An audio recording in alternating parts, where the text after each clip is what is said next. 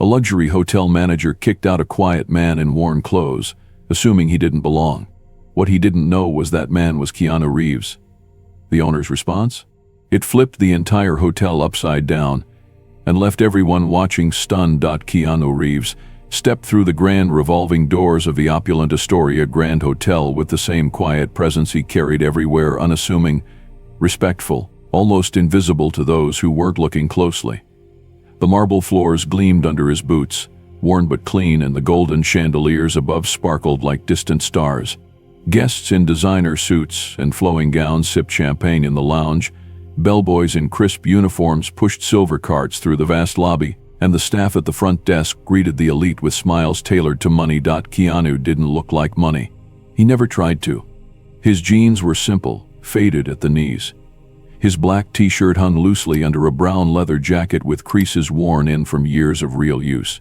His hair, tied back casually, framed a face that had long ago grown used to being recognized, and just as often, deliberately overlooked. He liked it that way. He approached the reception desk, quietly placed his ID and credit card on the counter, and gave a polite nod to the young man behind it. The clerk didn't recognize him, glanced at the name on the reservation, K. Charles, the alias Keanu often used when he wanted a little peace, and typed without looking up. You're in 1807. King Suite, the clerk said dryly. Breakfast is on the second floor. Gym's open 24 hours. Keanu thanked him, took the keycard, and moved to the far end of the lobby where a velvet-lined bench sat empty beneath a framed oil painting of some Baroque landscape. He didn't go up to his room just yet. He liked to sit, to watch, to be still. It was a habit he'd picked up over the years, just taking in the world before disappearing into it. He sat with his bag at his feet, hands folded, eyes calm. But that quiet moment didn't last. From across the room, the hotel manager had entered, the kind of man whose cologne announced him a full second before his shoes did. Dressed in a sharp navy suit with a pocket square as precise as his haircut, he surveyed the lobby like he owned it. Technically, he didn't, but he behaved as though he did. His eyes scanned for disorder, anything that might offend the delicate atmosphere of wealth and exclusivity the Astoria prided itself on. Then he saw Keanu, sitting there, alone, in old boots and a jacket that had clearly seen better days. No designer luggage, no watch that glinted with promise. Just a man who looked like he didn't belong. The manager's lips thinned. He straightened his jacket and made a beeline toward the bench, heels clicking with polished authority.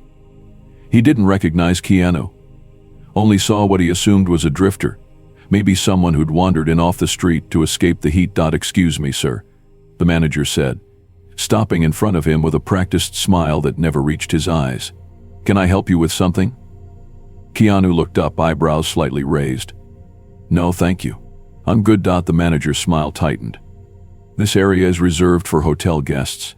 I am a guest, Keanu replied calmly. A pause. The manager glanced at the worn bag, the boots, the clothes. Do you have a reservation? Yes. May I ask under what name? Keanu's voice didn't waver. K. Charles. The manager blinked, annoyed but still not connecting the dots. One moment, he said, and turned on his heel. He walked briskly back to the front desk and leaned over the counter, whispering something to the clerk, who nodded and tapped at his screen. Then the clerk frowned, nodded again, whispered back. The manager turned slowly, his jaw clenched tighter now, but instead of returning with an apology or a smile, he marched back over with the same condescending air. I'm sorry, sir, but I still need to ask that you return to your room. The lobby seating is meant for guests awaiting transport or meetings. Keanu looked at him, really looked at him, and for a moment said nothing. There was no anger in his face, only the same quiet calm that had disarmed casting directors and paparazzi for decades. All right, he said simply, and rose to his feet. He picked up his bag, nodded once more, and began walking toward the elevators. The manager watched him go, still convinced he'd done his job, kept the hotel looking exclusive. But he hadn't seen the bellboy near the doors who had recognized Keanu instantly, or the older concierge who had glimpsed the name K. Charles and raised an eyebrow. And he certainly hadn't noticed the quiet storm he had just invited into his world. Because the man he had just dismissed like a nobody It was about to be the reason everything changed. The manager's footsteps grew louder as he strode across the polished marble floor, his presence slicing through the elegant hush of the lobby like a knife. Everything about him, his tailored navy suit, the stiff posture, the self-important tilt of his chin screamed authority. His eyes were already narrowed, fixed on the man sitting quietly on the velvet bench by the painting. From a distance, Keanu could have been anyone, a traveler resting his feet, a guest waiting for a friend, or, as the manager had already decided, someone who didn't belong. He didn't walk, he advanced, as though he were confronting a problem rather than greeting a customer. Keanu noticed the change in energy before he even looked up, felt the tension cut through the air like static. He remained seated, legs crossed, bag at his feet, one hand resting on the strap. He didn't flinch. He rarely did. Excuse me, sir, the manager said, his voice just loud enough to carry. He glanced sideways, noticing several guests nearby looking up from their drinks and phones. I'm going to have to ask you to leave. Keanu turned his gaze slowly upward. His eyes were calm, steady. Leave? He asked, mildly surprised. Are you serious? For guests only, the manager said, louder this time.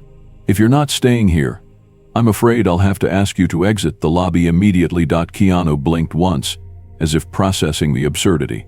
I am staying here, he said.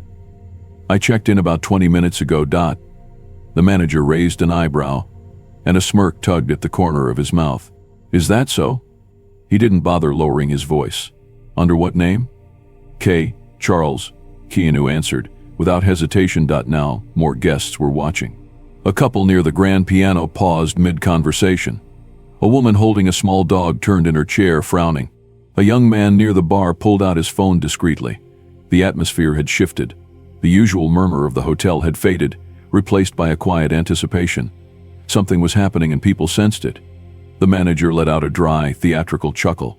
Right. And I'm the Prime Minister. I'm happy to show you my keycard, Keanu said, reaching into his pocket with measured calm. He held it up, not like a threat, not like a demand, just a simple gesture of truth. The manager didn't even look at it. I don't think so, he said. I've worked here for 9 years, and I know the type that tries to sneak in. This is a 5-star establishment, not a train station waiting room.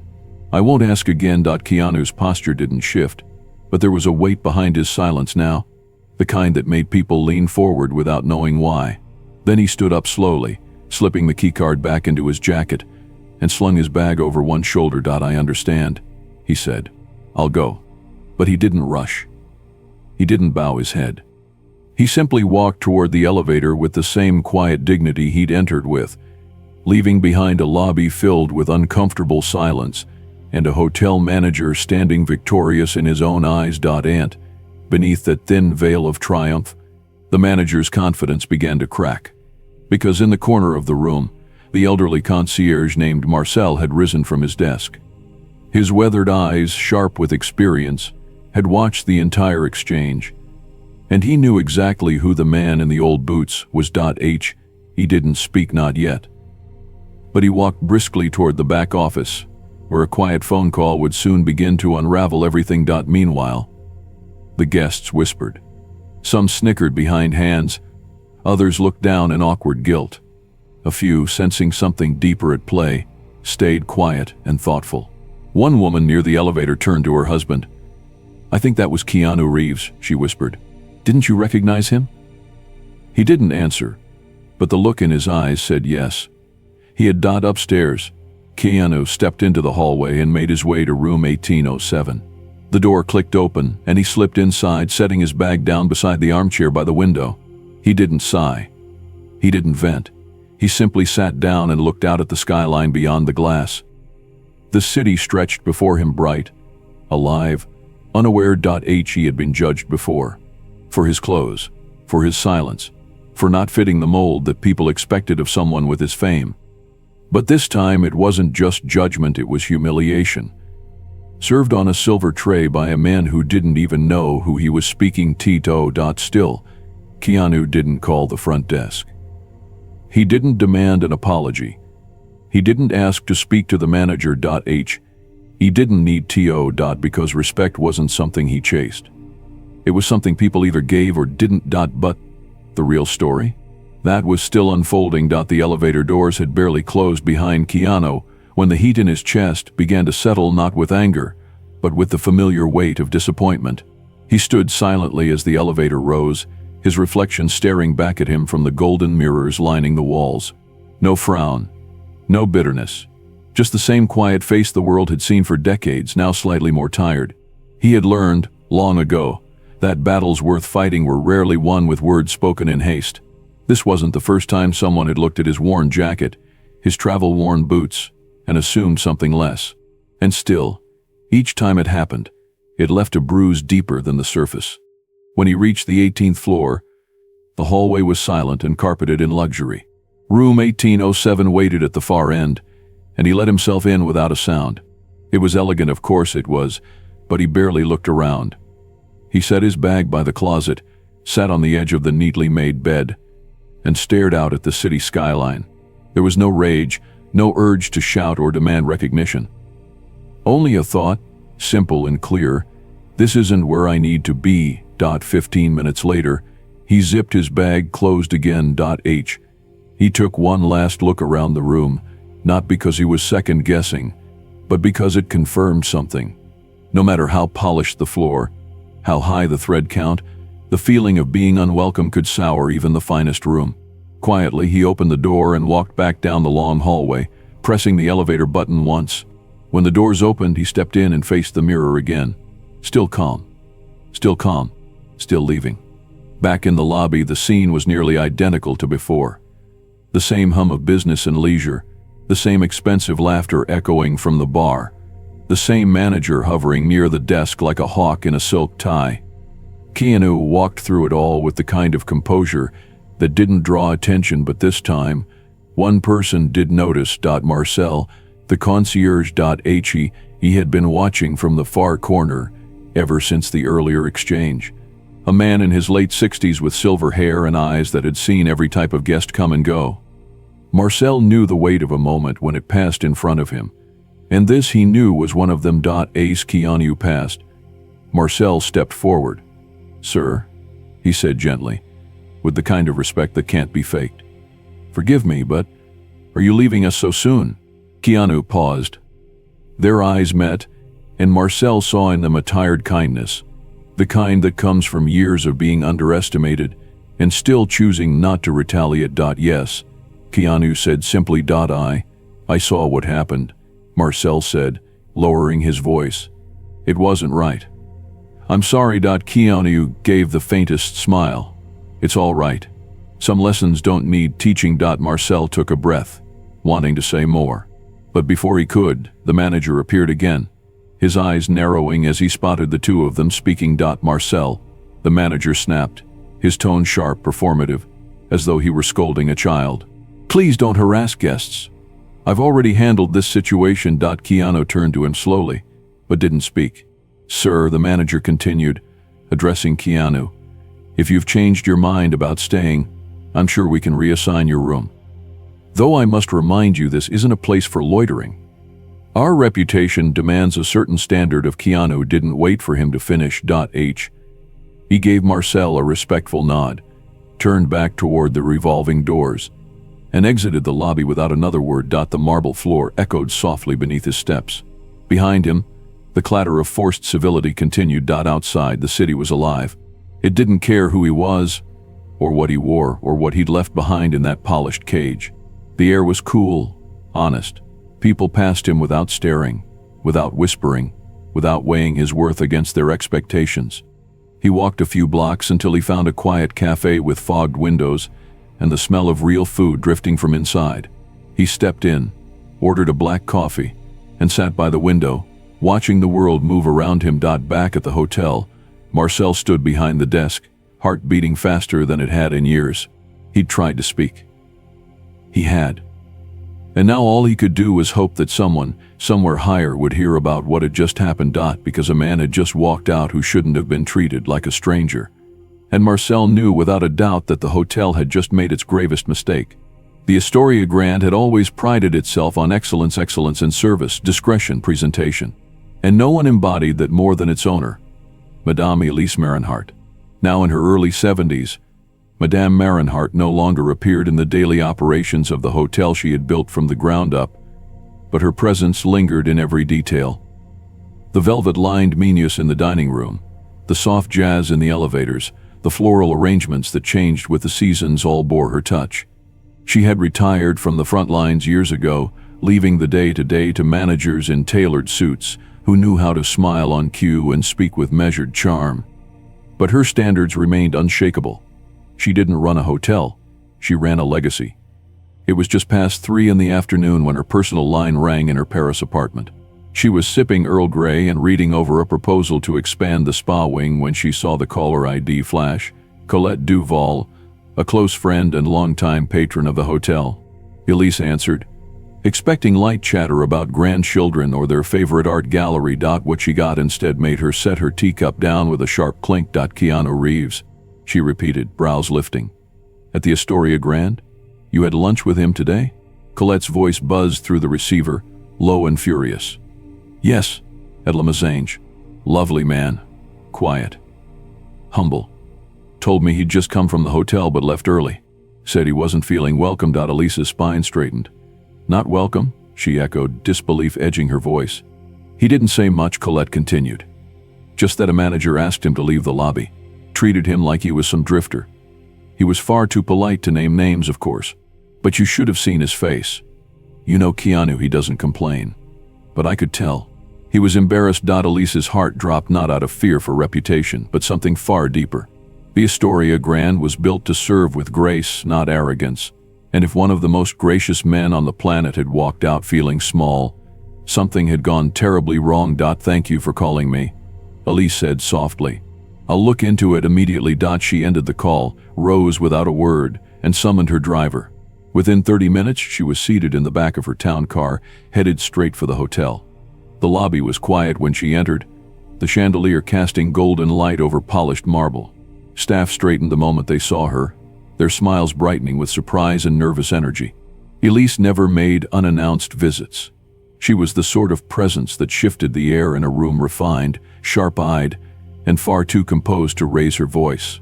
Her silence alone was powerful. She didn't speak to anyone right away. Instead, she moved toward the concierge desk where old Marcel stood. One of the few staff who had remained from the hotel's early days. Marcel had known Elise when she still wore flats and checked in guests herself. Madame, he said with a respectful nod. I thought you might come. You saw it? She asked, her voice low. I did. Who was the manager? Marcel hesitated. Mr. Langford. The new one. From the Geneva branch. Elise's jaw tightened almost imperceptibly. Bring me the security footage. Marcel moved swiftly, leading her to the back office. Together, they watched the silent scene unfold on a grainy monitor. Keanu, seated alone. Langford approaching, puffed up with self-importance. The exchange. The keycard. The dismissal. Keanu rising without argument, slinging his bag over his shoulder, and disappearing with the same quiet dignity he'd entered with. Elise exhaled slowly and pressed pause. Has anyone reached out to him? She asked. No, madame. I doubt they even knew who he was. That's the problem, she said. They didn't need to. She stood, eyes hard with quiet resolve, and exited the office. Moments later, she summoned the entire front-of-house staff to the conference room. The atmosphere shifted immediately. Langford arrived last, straightening his tie, confident as ever. Until she turned to him. Mr. Langford, she said, her tone as smooth as porcelain. Would you kindly explain to the room what you said to the gentleman sitting alone in our lobby this morning? Langford blinked. Madame, if I may. He looked out of place. We've had issues with vagrants lately, and she held up a hand. That vagrant, Mr. Langford, was Keanu Reeves. The room fell into stunned silence. The name alone felt like a slap. Langford's face paled. I didn't know. He didn't say he didn't need to, Elise interrupted. Her voice remained calm, but her eyes burned with quiet fury. We do not measure respect by clothing or wealth or recognition. We do not wait for a name to appear on a marquee before we treat someone with dignity. She let that settle. And you, Mr. Langford, have confused arrogance for professionalism. That is not our standard. He opened his mouth again, But no words came. Elise turned to Marcel. Please inform the guest relations team that I will be reaching out to Mr. Reeves personally. Then she turned back to the staff. And let this be remembered, we are not here to serve status. We are here to serve people.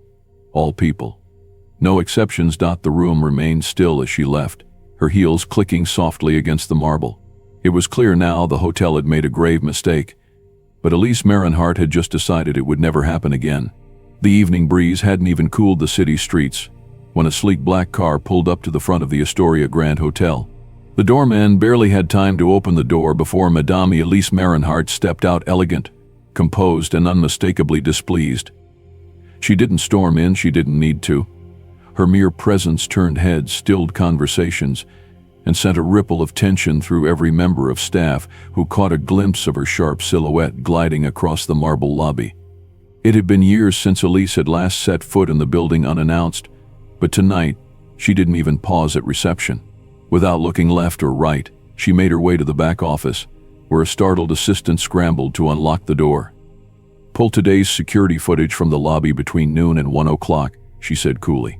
Now. Minutes later, she sat before the grainy screen, eyes fixed. The entire interaction played out before her. Keanu Reeves, calm and silent, sitting patiently with his bag. The manager, approaching like a man on a mission. The condescending tone, the dismissive gestures. The keycard offered, then ignored. The quiet exit. Not a single raised voice from Keanu. Not even a look of anger. Just quiet dignity in the face of humiliating assumptions. She watched it all. Twice. Then she stood. Within the hour, every front-of-house employee was summoned to the staff lounge, the space filled with nervous whispers and stiff backs, until finally, Elise entered. Silence fell like glass shattering. She stopped at the front of the room, her hands folded, her face unreadable. Then she spoke calmly, evenly, but with unmistakable fire beneath her words. Today, she began, someone sat in our lobby. Quietly. Calmly. He didn't demand anything. He didn't wear $1,000 suit. He didn't announce who he was. He simply waited. She paused, scanning their faces. And because of how he looked, because of what he wore, we asked him to leave. Eyes shifted. Some dropped to the floor. A few darted toward the manager, who stood near the back, arms crossed but growing visibly uneasy. Let me tell you who that man was, Elise continued. His name is Keanu Reeves, actor, philanthropist, human being of the highest order. A man known around the world not for arrogance but for humility. He came here under a private reservation, discreet, respectful, and generous. And he walked out not because he was asked to, but because he wasn't treated like a person. A visible shudder moved through the room. Gasps, wide eyes. One young bellhop nearly dropped his notepad. Elise turned her gaze to the manager. Mr. Langford, I watched the footage, every second of it. I listened to the way you spoke. I saw the expression on your face when you judged a guest before you even asked his name. The manager tried to respond, but she raised a hand. No, you will listen. All of you will. Her voice cut through the air like a blade. This hotel was built on service, not status, on grace, not ego. We do not serve luxury, we embody it. And true luxury, real elegance, begins with respect. Not for celebrities, not for wealth, but for people. All people. She let that hang for a moment. When you speak to someone with judgment, when you dismiss someone based on their shoes, their clothes, or your own assumptions, you do more than insult them. You betray this hotel's name. Langford's face had gone pale. His jaw clenched. Elise looked at him one last time. Effective immediately. You are relieved of your duties. Collect your things and leave the premises. He didn't argue. He didn't protest. He simply turned and walked out, every eye following his exit. Elise turned back to the staff. Let this be your reminder. The next time someone walks through those doors, ask yourself what you see.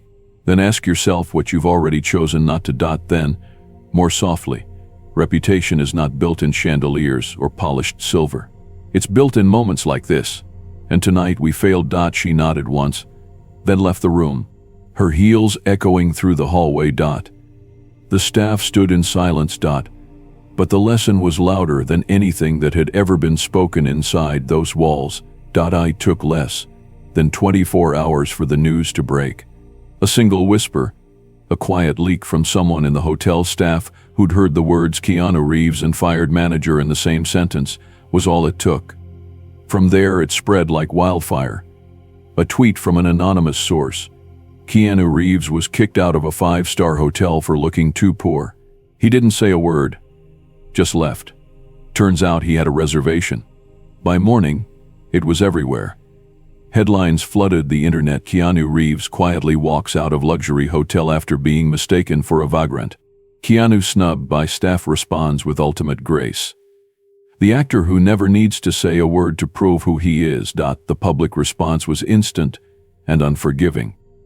People were outraged not because Keanu had made a fuss, but because he hadn't. He hadn't stormed out. He hadn't posted. He hadn't tried to expose anyone. And that somehow made it all worse for the hotel. The dignity with which he had carried himself put their arrogance under a brutal spotlight. Madame Elise Marinhart watched the world react from the privacy of her home. Her phone didn't stop ringing. Investors, journalists, old friends demanding to know if the stories were true. She didn't hide from it. She had already acted decisively with the staff, but now came something even more important, making it right with him. The hotel's head of guest relations, under her direct instruction, contacted Keanu's team with a personal letter written by Elise herself. It was handwritten, sealed in a dark navy envelope, and delivered by private courier. Mr. Reeves, there are no words strong enough to express the regret I feel for how you were treated in my hotel by people meant to represent everything I've built my name on. You showed us the power of silence, the elegance of restraint, and the truth of character. I cannot offer you anything that will undo what happened, but I can offer you this, our deepest and most sincere apology. The immediate dismissal of the person responsible and full compensation for your stay. If there is anything we can do to make amends, I ask only that you let us know. With sincere respect. Elise Marinhart, owner, Astoria Grand Hotel. The response came 3 days later. It was simple, typed on a single page, signed by Keanu himself. Ms. Marinhart, thank you for your thoughtful letter. I do not require compensation, nor do I seek to embarrass anyone further. But if you are truly interested in making amends, I would ask that your hotel sponsor a charitable program, one that trains hospitality workers, especially those in luxury environments, on the importance of kindness, humility, and human respect. Name it after the hotel if you like. I won't be involved beyond this suggestion. But maybe, next time someone walks in wearing old boots, your team will look at their eyes instead of their shoes. Best. Keanu. Elise read the letter twice. Then she smiled. Within a week, the Astoria Initiative for Dignity and Hospitality was officially announced, a fully funded program designed to train hotel staff around the world in emotional intelligence, inclusivity, and the art of seeing people beyond the surface. The hotel hosted a private press conference, not with fanfare, but with humility. Elise spoke to the media herself, owning the mistake, sharing the lesson, and announcing the new foundation. Keanu did not attend. He wasn't photographed. He wasn't quoted. But the impact of his actions was everywhere. Articles praised him. Opinion columns called it the classiest clapback in history. Social media hailed him as the king of quiet justice. Memes circulated with his face next to the words, "True class needs no microphone." But the real legacy wasn't in the headlines. It was in the shift that followed.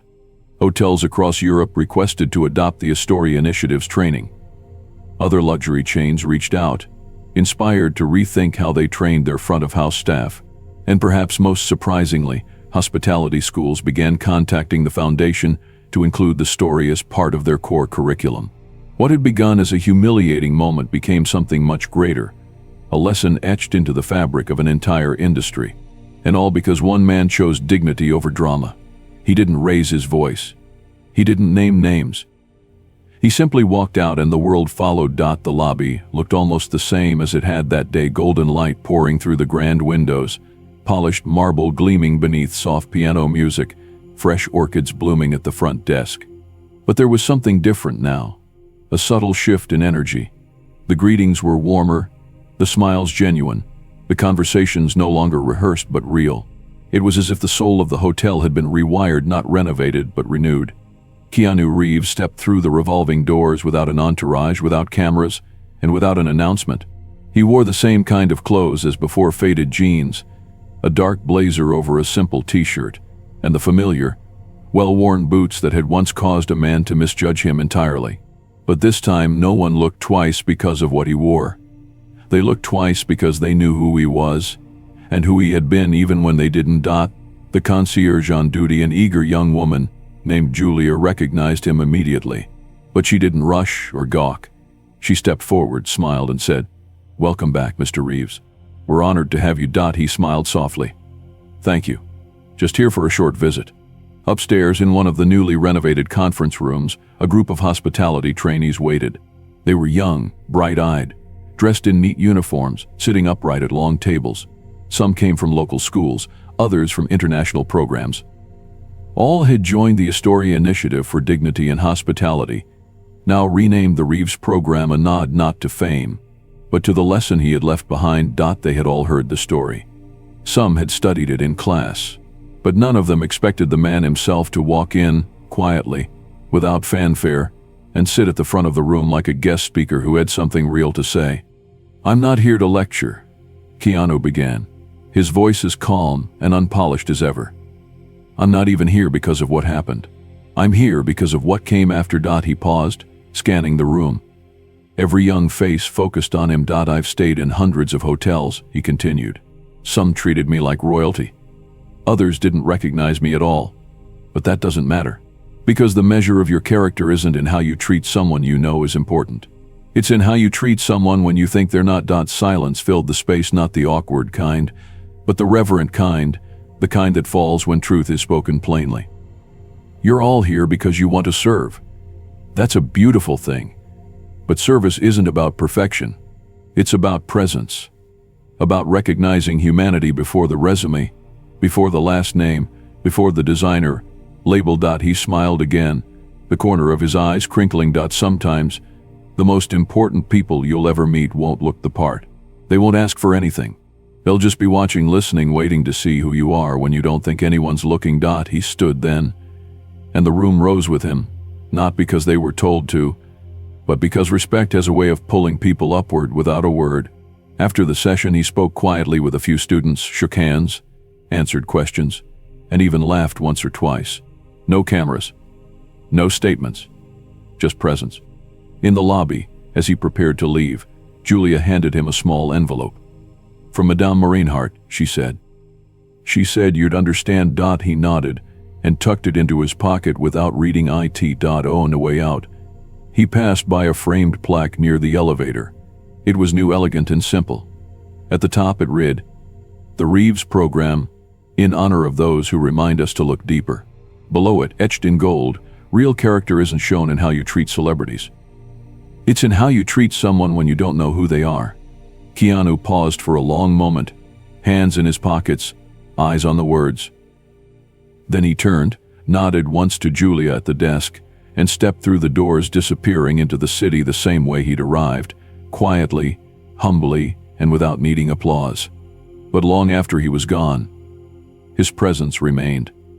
In the way guests were greeted, in the patience staff gave to strangers, in the choice to look a little longer, listen a little harder, and never assume too quickly. The hotel didn't just remember the incident as a mistake. They remembered it as a beginning. A moment where everything changed, not because a celebrity demanded it, but because a man in old boots chose to walk away and left behind a legacy that would walk on without him.